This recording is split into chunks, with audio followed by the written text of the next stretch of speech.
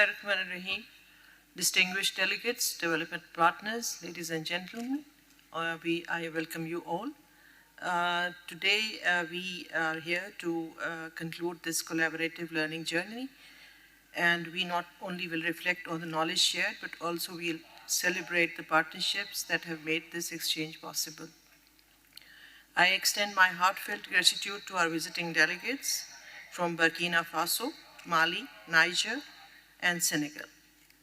And also, the most important, our development partners, the World Food Programme, UNICEF, GIZ, Asian Development Bank, World Bank, KfW, and FCTO, for their continuous support. Together, we are pushing the boundaries of what social protection can achieve. As you have witnessed during your visit here, this vision goes far beyond merely providing financial assistance. This program stands as a testament to the visionary leadership of Shaheed Mohtarama Benazir Bhutto, who conceptualized this initiative with a deep commitment to empowering women to Pakistan's most vulnerable segments, especially women. Her legacy of compassion and justice continues to guide us in our mission today. We are also grateful to the President of Pakistan, Mr. Asif Ali Zardari, who transformed this vision into reality by launching the Benazir Income Support Program. His dedication to continuing Shaheed Mohtarama's legacy has made it possible for us to stand here today and share the impact of this program with the world.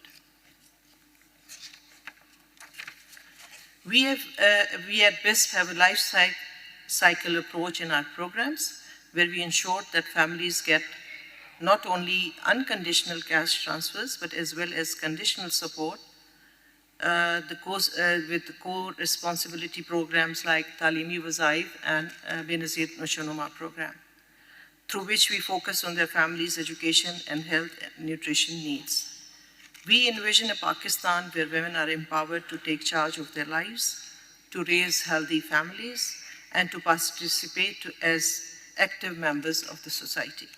Health and nutrition are fundamental to this vision, especially when we consider that the healthy woman is better equipped to fulfill her role in her family, community, and beyond that as well. The health and nutrition of women are not merely isolated outcomes, but essential stepping stones to a larger goal. When we ensure a woman is well-nourished and healthy, we empower her with the strength to pursue education, employment, and civic engagement. A healthy woman becomes a pillar in her community, fostering healthier generations and more resilient societies. At BISP, we are not just addressing the immediate needs of women, we are also investing in their futures. Financial empowerment has become a critical component of our approach. Through our programs, we are giving women the tools and resources they need to achieve financial independence. Financial inclusion means giving them control over their resources and decisions. When a woman has the power to make financial choices, she becomes an economic force, not only supporting her family, but also contributing to the nation. I also believe that true empowerment goes beyond health and financial aid. This is a very strong belief that I hold. It requires skills and knowledge that will last a lifetime. Skill development is the bridge to self-sufficiency and long-term empowerment.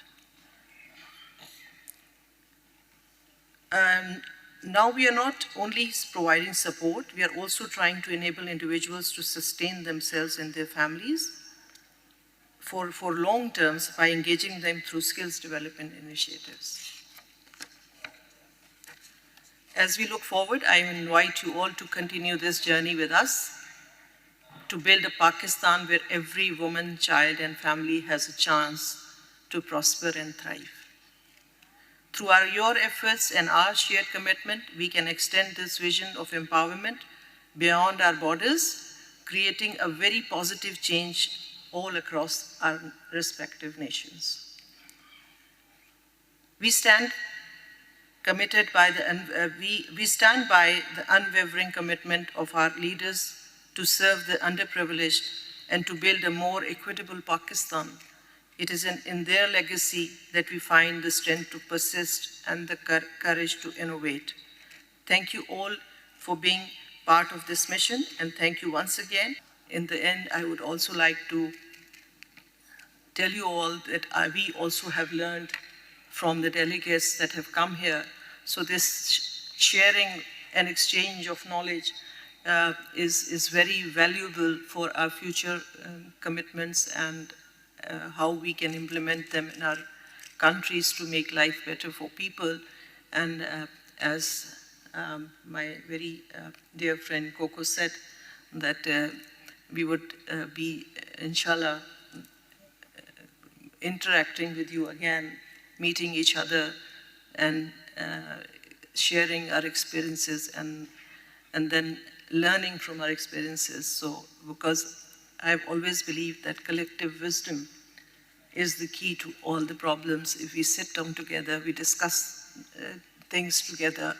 And as a very esteemed colleague from UNICEF, I guess, was stating that there are different forms of poverty that still need to be addressed. As you referred to the child poverty, it is a very different perspective that we have to look at it.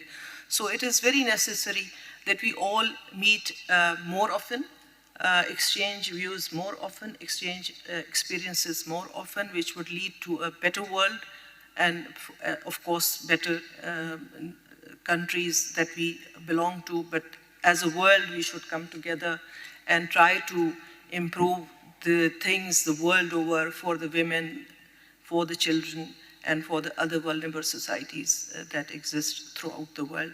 Thank you very much.